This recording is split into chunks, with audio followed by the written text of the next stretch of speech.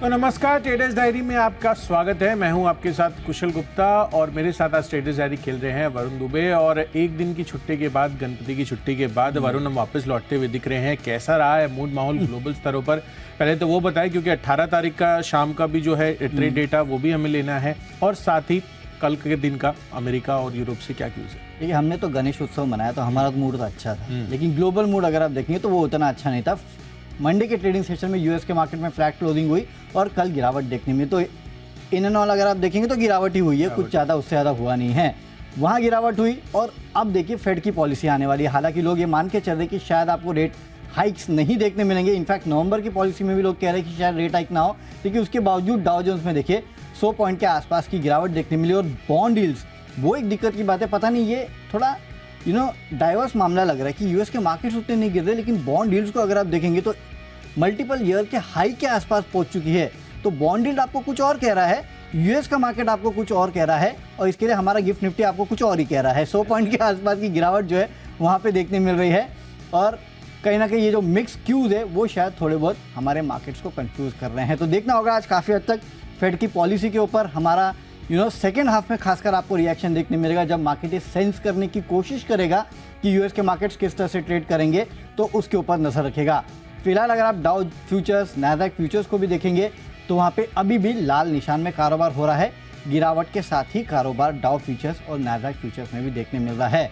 खबरें काफ़ी सारी आई है परसों मार्केट बंद होने के बाद और कल छुट्टी के टाइम। तो खबरों के बेसिस पे कुशल मैंने तो अपनी टीम को चुना है। काफ़ी कुछ हुआ है और इस बीच अगर आप देखेंगे तो कच्चा तेल, मतलब वैसे ही दुख दर्द कम नहीं था ग्लोबल मार्केट से, ऊपर से कच्चा तेल परेशानियों को और बढ़ा रहा है, जहाँ पे अब ये $96 के आसपास पहुंच चुका है। हालांकि वहाँ से गिर के $94 के आसपास आया, लेकिन कब ये $80-85 से $94-95 पहुंच गया ये समझ में नहीं आया। और जाहिर सी बात है इसका इम्पैक्ट आपको काफ़ी सारे स्टॉक्स पे देखने मिलेगा, काफ़ी सारे सेक्टर्स पे भी देखने मिलेगा। तो काफ़ी कुछ है जो क्यूज आज हमें पचाने हैं, लेकिन कुशल मैंने तो जितनी खबरें थी सारी की सारी ले ली और खबरों के दम पे अपनी टीम जो है उसको खासकर बनाया। वरुण, आपने खबरें तो सारी ले ली, बट कुछ खबर कहीं ना कहीं सुबह मुझे 1-2-3 मिल गई थी, तो मैंने उसको भी अपनी सूची में शामिल किया है। बट मोर इम्पोर्टेंटली, जैसा कि हम बात कर रहे थे, कच्चा तेल $75-77 के आसपास पहले हम देखते थे इसको, और अब आप देखिए कल के दिन में ही ऑलमोस्ट, जैसे कि आप बता रहे हैं कि $96 के पास पहुंचता हुआ दिखा है। तो वो एक बड़ा चिंता का विषय कहीं ना कहीं हमारे यहाँ पर बनता हुआ नज़र आ सकता है ऑफकोर्स। और इसके साथ साथ आगे के लिए किस तरह की रणनीति हमारे यहाँ पे होनी चाहिए, खासकर इंपोर्ट को लेकर, वो सरकार अब क्या फैसला लेती है वो देखना ज़रूरी होगा। बट विंडफॉल टैक्स भी आपने देखा कि यहाँ पर ये बढ़ाते हुए वापस से नज़र आ रहे हैं, जैसे जैसे कच्चे तेल में बढ़त हो रही है। वही तो दिक्कत की बात है कुशल। पहले ऐसा होता था कि कच्चा तेल बढ़ता था तो कुछ खरीद तो सकते थे हम, अब तो कुछ खरीद भी नहीं सकते। आप ओएनजीसी हो, ऑयल इंडिया को, इनको तो पैसे मिलने वाले, वो तो सरकार ले जा रही है विंडफॉल गेन टैक्स के चलते। और आप देखिए कच्चा तेल जो बढ़ा है उसके बाद जिस हिसाब से अब ऑयल मार्केटिंग कंपनीज पे प्राइस टारगेट कटा रहे हैं। जेफरीज की जो आज रिपोर्ट आई है, क्या प्राइस टारगेट काटे हैं, 100 रुपए तो ऐसे ही काट दिए प्राइस टारगेट उन्होंने। तो ये एक दिक्कत की बात है। तो और ऊपर से HDFC बैंक, इनकी भी जो एनालिस्ट डे में कमेंट्री आई वो भी अच्छी नहीं है। तो अच्छा कुछ भी नहीं है, जो भी खबरें आई है वो खासकर नेगेटिव है। 4-5 शॉर्ट है आपकी लिस्ट में, 3 एक शॉर्ट कॉल्स है। बाकी तो मैंने कहा ना, खबरों के दम पे पूरी टीम बना ली है। बाकी ज़्यादा कोशिश नहीं की। ठीक है, जो है सो है। तो चलिए इसी के साथ पारी की शुरुआत कर लेते हैं। सबसे पहले क्या सेगमेंट होता है, कौन सा स्टॉक लिया? BL कश्यप, यहाँ पे स्टॉक को मैंने चुना है। 56 के लेवल के लिए आप खरीदारी कीजिएगा। 53 का आपको स्टॉप लॉस रखना है। खबर आई है कि दिल्ली इंटरनेशनल एयरपोर्ट से 167 करोड़ के ऑर्डर जो है वो इस कंपनी को मिला है। 18 महीने में जो ऑर्डर है इस कंपनी को पूरा करना पड़ेगा, और कुल ऑर्डर बुक जो है करीब 3000 करोड़ रुपए के आसपास पहुंच चुकी है। तो इस ऑर्डर विन के खबर के चलते आज BL कश्यप में आप खरीदारी करके चल सकते हैं। केवल एक ट्रेडिंग आइडिया है, उससे ज़्यादा कुछ नहीं है। 56 के लेवल के लिए खरीदारी कीजिएगा।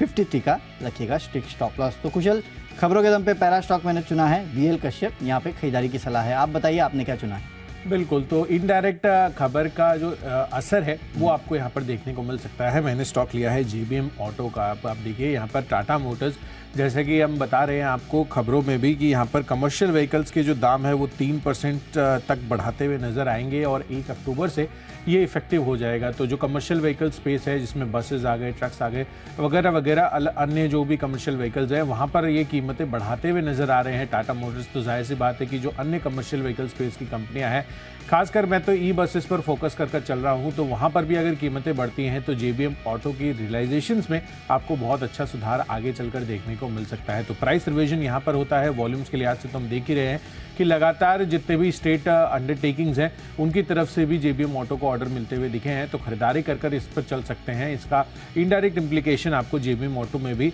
अच्छी बेहतरी की तरफ आज इसके स्टॉक प्राइस को ले जा सकता है। तो 1520 रुपए के टारगेट के लिए यहाँ पर खरीदारी करिए, 1470 रुपए आपको रखना है स्टॉप लॉस।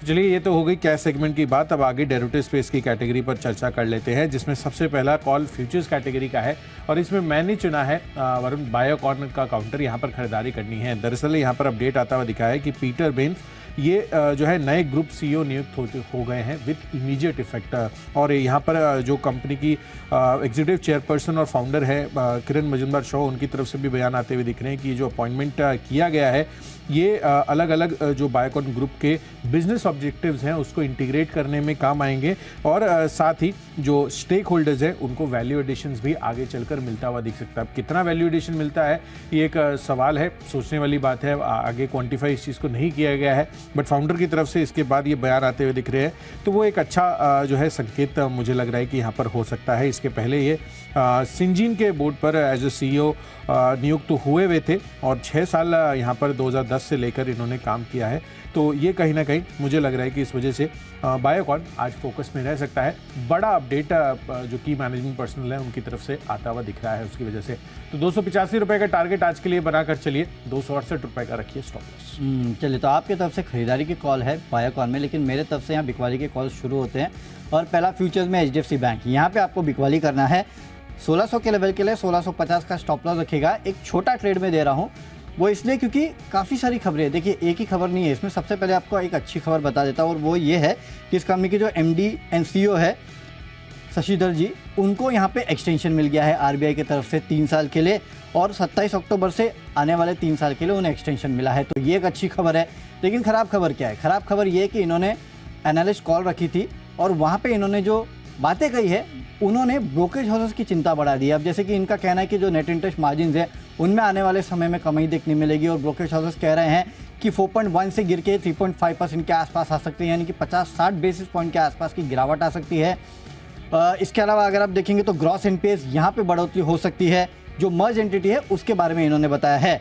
साथ ही साथ जो नेटवर्थ है उसमें भी यहाँ पे करीब कमी आई है, 1.34 ट्रिलियन से कम होकर 1.12 ट्रिलियन, यानी कि करीब 17% के आसपास की कमी यहाँ पे देखने मिली है। तो ये एक चिंता की बात है। मंडे के ट्रेडिंग सेशन में सिटी ने अपने प्राइस टारगेट काटे थे। अब JP मॉर्गन, जेफरीज, इन दोनों ने भी अपने प्राइस टारगेट काट दिए हैं।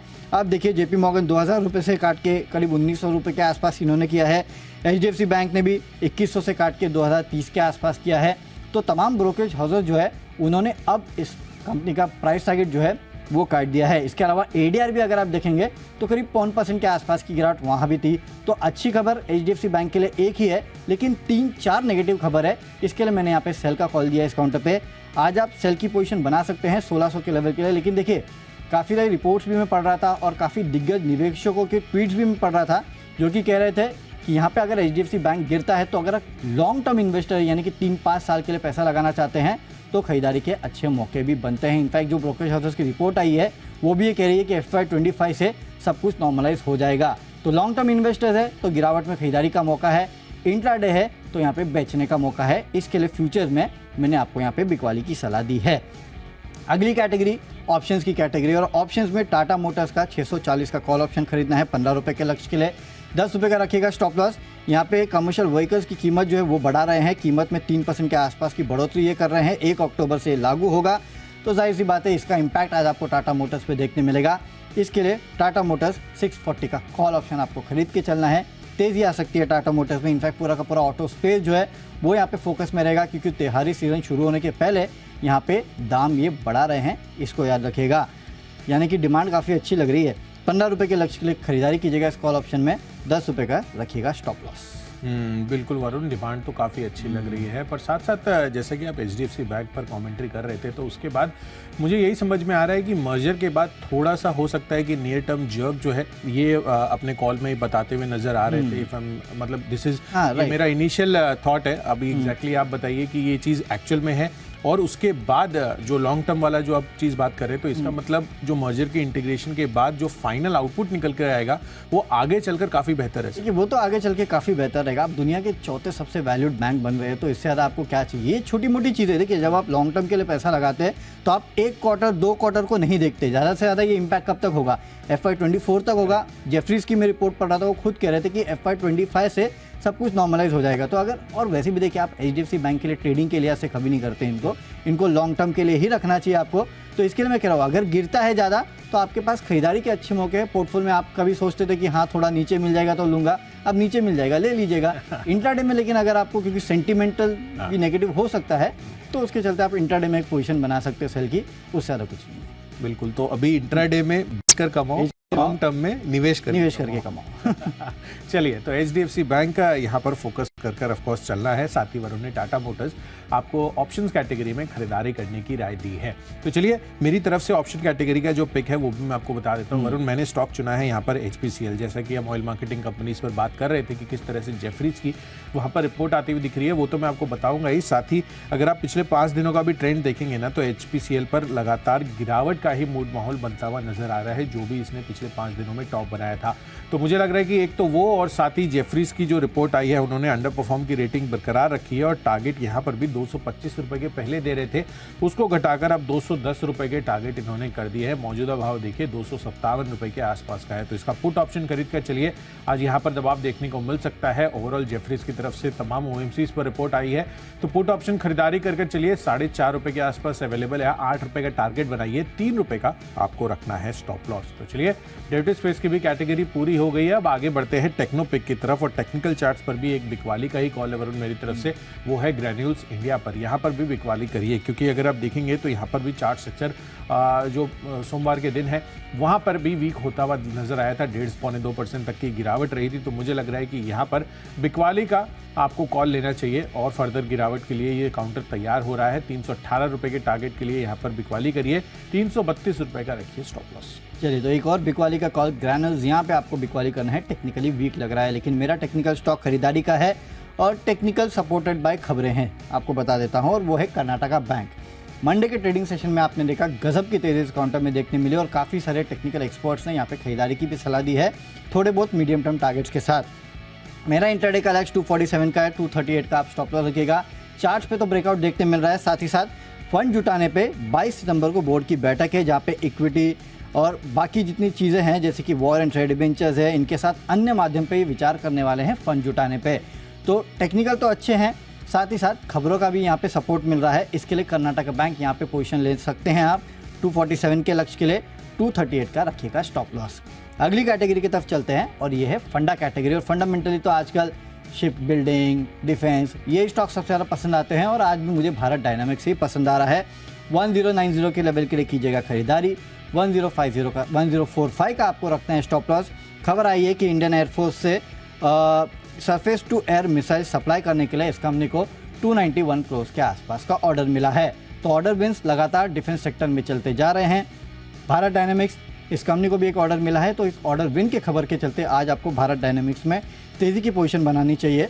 1090 के लेवल के लिए 1045 का रखिएगा स्टॉप लॉस। कुशल आप बताइए। बिल्कुल, तो फंडा पिक के लिहाज से वरुण आपने तो भारत डायनामिक्स बताया है, इसी कैटेगरी में मैंने स्टॉक चुना है बाजार का दिग्गज आईटी काउंटर आईटी स्पेस से, और ये है TCS का काउंटर। खरीदारी करके चलिए। इसमें अगर आप देखेंगे तो यहाँ पर 3200-3300 रुपये के लेवल से धीरे धीरे बढ़ते हुए आप देखिए बहुत ही अच्छी एक्यूमुलेशन हो रही है। 3600 के पार अब TCS जाता हुआ नजर आ रहा है। तो ये तो एक एस्पेक्ट है ही कि टेक्निकल चार्ट्स पर अच्छा खासा ब्रेकआउट लगातार इस काउंटर ने अभी बनाया है पिछले कुछ हफ्तों में।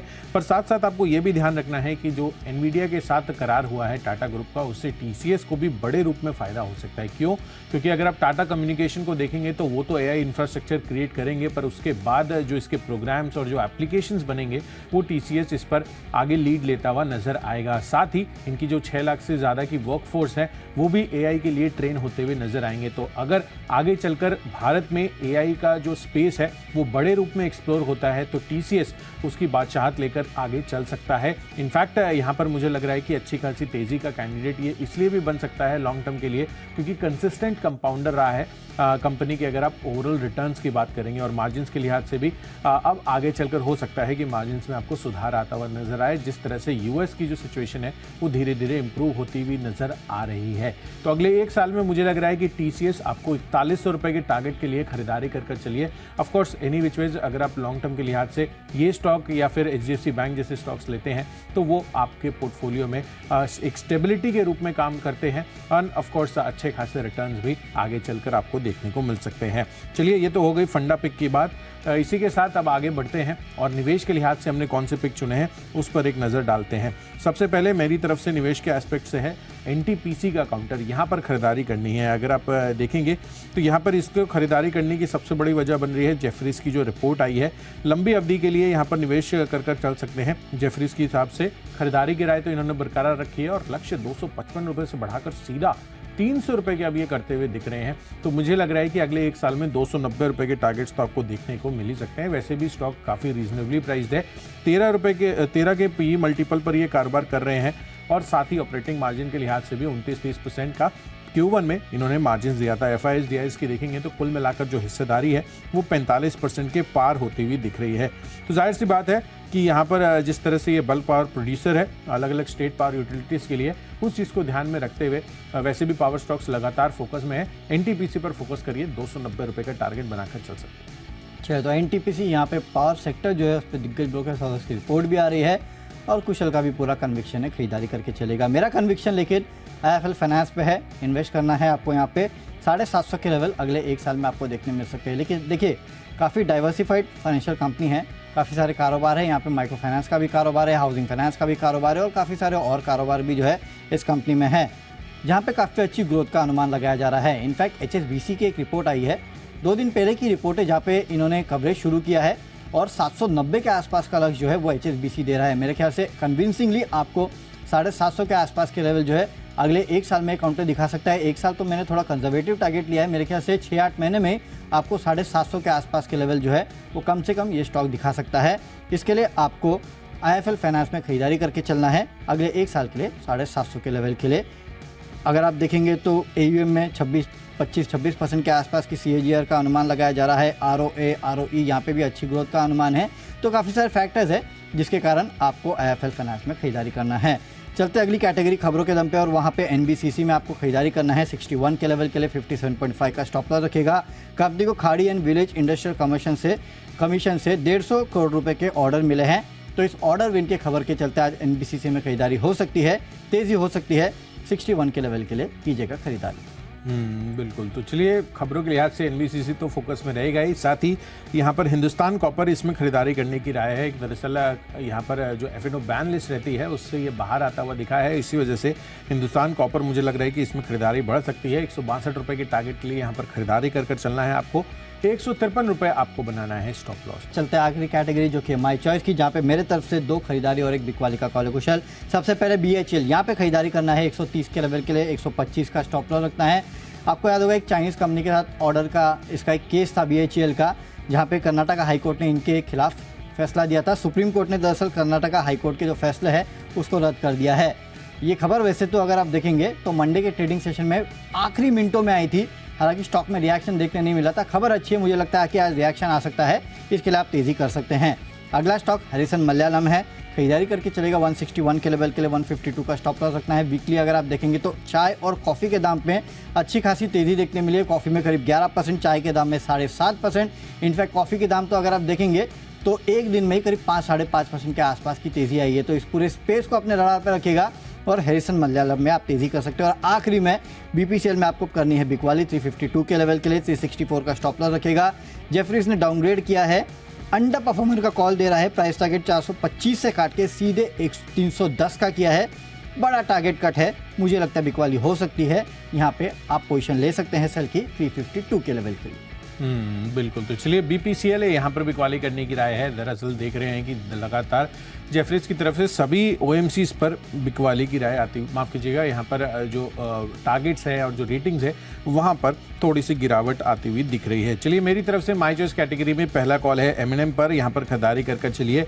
वैसे भी आप देखिए सोमवार के सत्र में भी 2-2.5% की दमदार तेजी थी और चार सेक्शन पिछले 5 दिनों में भी आप देखेंगे तो अच्छा खासा यहाँ पर बढ़त देखने को मिली है 1550-1560 रुपये के लेवल से। तो 1680 रुपये के टारगेट के लिए खरीदारी कर चलनी है और फर्दर तेजी के लिए तैयार हो रहा है 1610 रुपये का रखिए स्टॉप लॉस। दूसरा कॉल है इंडिया सीमेंट्स पर, यहाँ पर हिंदुस्तान कॉपर के साथ साथ इंडिया सीमेंट्स भी F&O बैन लिस्ट से बाहर आता हुआ दिखा है, तो यहाँ पर भी खरीदारी का मूड माहौल आज बन सकता है। 246 रुपये के आसपास का टारगेट बनाकर चलिए और फ्यूचर्स कैटेगरी की बात कर रहा हूँ, यहाँ पर खरीदारी करनी है 236 रुपये के स्टॉप लॉस के साथ। और आखिरी कॉल है टाइटन पर, यहाँ पर भी बहुत ही बेहतरीन लॉन्ग बिल्डअप होता हुआ दिखा है, 3% तक की दमदार तेजी आपको यहाँ पर सोमवार के सत्र में आती हुई दिखी थी, तो मुझे लग रहा है कि यहाँ पर खरीदारी और फर्दर बन सकती है। खरीदारी करिए, 3430 रुपये का नया टारगेट बनेगा, 3300 रुपये रखिए स्टॉप लॉस।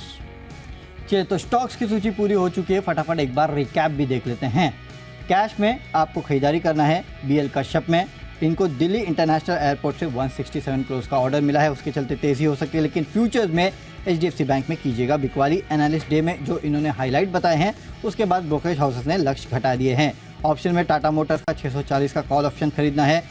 1 अक्टूबर से कमर्शियल व्हीकल्स की कीमत में 3% की बढ़ोतरी कर रहे हैं, उसका असर होगा। टेक्निकली कर्नाटका बैंक अच्छा लगता है, खरीदारी कीजिएगा। फंडामेंटली भारत डायनेमिक्स में आपको खरीदारी करना है। इंडियन एयरफोर्स से 291 करोड़ का ऑर्डर मिला है, निवेश करना है IIFL में। आगे आपको अच्छी खासी तेजी देखने मिल सकती है, एक साल में 750 का लक्ष्य। खबरों के दम पे NBCC खरीदिएगा, 150 करोड़ का ऑर्डर कंपनी को मिला है। माई चॉइस में BHEL में आपको खरीदारी करना है। हैरिसन मलयालम में आपको खरीदारी करना है क्योंकि चाय और कॉफ़ी के दाम में अच्छी खासी बढ़ोतरी देखने मिले। पिछले एक हफ्ते में 7 से 11% के आसपास की बढ़ोतरी है। साथ ही साथ बिकवाली करना है BPCL में 352 के लेवल के लिए। और आज का मेरा बेस्ट पिक एक बिकवाली का कॉल है और वो है BPCL 352 के लेवल के लिए बिकवाली कीजिएगा। जेफरीज ने इसको डाउनग्रेड किया है, 425 से लक्ष्य घटा के सीधे 310 के लिए हैं। होल्ड से अंडर परफॉर्मर का कॉल दे रहे हैं, इसके चलते आज BPCL में दबाव हो सकता है। बिल्कुल। तो चलिए कैश स्पेस से JBM ऑटो, यहाँ पर खरीदारी कर चलिए। टाटा मोटर्स ने जिस तरह से ऐलान किया अपने CV जो प्राइसेस हैं वो बढ़ाने का, उसकी वजह से सेंटिमेंटल पॉजिटिव इंपैक्ट यहाँ पर भी देखने को मिल सकता है। बायोकॉन है, यहाँ पर खरीदारी कर चलिए। साथ ही ऑप्शंस कैटेगरी में HPCL का जो पुट ऑप्शन है वो आपको खरीद कर चलना है। यहाँ पर जेफरीज की रिपोर्ट आ रही है, टारगेट्स भी यहाँ पर कट किए हैं। ग्रैन्यूल्स इंडिया ये भी वीक चार्ट स्ट्रक्चर लग रहा है, तो यहाँ पर भी बिकवाली करिए। पर TCS अगले एक साल में 4100 रुपये के टारगेट के लिए तैयार हो रहा है, खरीदारी कर चल सकते हैं। लंबी अवधि के लिए NTPC भी अच्छा लग रहा है। हिंदुस्तान कॉपर यहाँ पर F&O बैन लिस्ट से बाहर होता हुआ दिखा है, तो यहाँ पर खरीदारी करिए। M&M का चार्ट स्ट्रक्चर पिछले 5 दिनों में बेहतर रहा है, खरीदारी कर चल सकते हैं यहाँ पर भी। और माई चॉइस कैटेगरी में इंडिया सीमेंट्स में और टाइटन में, ये दोनों में भी आपको खरीदारी करने की राय है मेरी तरफ से। और इन सब में आज के लिए बेस्ट पिक बन रहा है NTPC। पावर स्टॉक्स वैसे भी अच्छी तेजी में है और लगातार यहाँ पर NTPC ने भी अच्छे रिटर्न दिए हैं पिछले कुछ हफ्तों में, तो अगले एक साल के लिए अब ये तैयार हो रहा है और तेजी के लिए 290 रुपये का टारगेट बनाकर चलिए। चलिए तो स्टॉक्स तो हमने आपको बता दिए कि कहाँ पे आपको पोजीशन लेना है, कहाँ पे खरीदारी करना है, कहाँ पे बिकवाली करना है। लेकिन जाते जाते एक बार जरा डाउ फ्यूचर्स, नैस्डैक फ्यूचर्स और गिफ्ट निफ्टी जो है उसको भी एक बार देख लेते हैं कि किस तरह का ट्रेड चल रहा है। गिफ्ट निफ्टी अगर आप देखेंगे तो अभी भी गिरावट के साथ है, करीब 97-98 पॉइंट्स के आसपास की गिरावट है। कुशल, जब हमने शो शुरू किया था तभी भी इसी लेवल के आसपास था, 100-105 पॉइंट के आसपास की गिरावट थी, तो वहाँ से कोई बहुत बड़ा सुधार जो है वो अभी तक गिफ्ट निफ्टी में देखने नहीं मिल रहा है। जहाँ तक डाउ फ्यूचर्स, नैस्डैक फ्यूचर्स की बात करें तो यहाँ पे अभी भी आपको लाल निशान में ही कारोबार देखने मिल रहा है। कोई बहुत बड़ा सुधार जो है वो डाउ फ्यूचर्स और नैस्डैक फ्यूचर्स में भी नहीं देखने मिल रहा है। तो कुशल, एक बात तो तय है, लग तो यही रहा है कि आज की जो मार्केट की शुरुआत है वो थोड़े हद तक आपको दबाव के साथ ही देखने मिलने वाली है, राइट? बिल्कुल वरुण, इनफैक्ट यहाँ पर हम देख रहे हैं कि कच्चे तेल की जो चिंता है वो भी बढ़ी हुई है और गिफ्ट निफ्टी भी दिखा रहा है कि 100 अंकों की गिरावट है, तो ओवरऑल जो मूड माहौल दिख रहा है वो तो गिरावट का ही लग रहा है। डेफिनेटली, लेकिन इस मूड माहौल को समझना होगा, 2 दिन के ग्लोबल क्यूज जो है उनको समझना होगा। काफ़ी कुछ हुआ है, भले मार्केट्स में हो या मार्केट्स के बाहर हो, इन सब चीज़ों को समझने के लिए सीधे चलते हैं शेयर बाजार लाइव में, जहाँ पे अनिल सर और दीपांशु भंडारी हमारे साथ जुड़ते। फिलहाल दीप जुड़ चुके हैं। मॉर्निंग दीप। मॉर्निंग वरुण, मॉर्निंग कुशल। बिल्कुल बहुत कुछ हुआ है और बहुत कुछ आज होने वाला है क्योंकि फेड की आएगी पॉलिसी। दरों में तो बदलाव नहीं होगा बट क्या कुछ और हो सकता है उस पर है सबकी नजर। हमारे बाजार पर कैसा रहेगा इम्पैक्ट, मिड वीक सेशन भी है।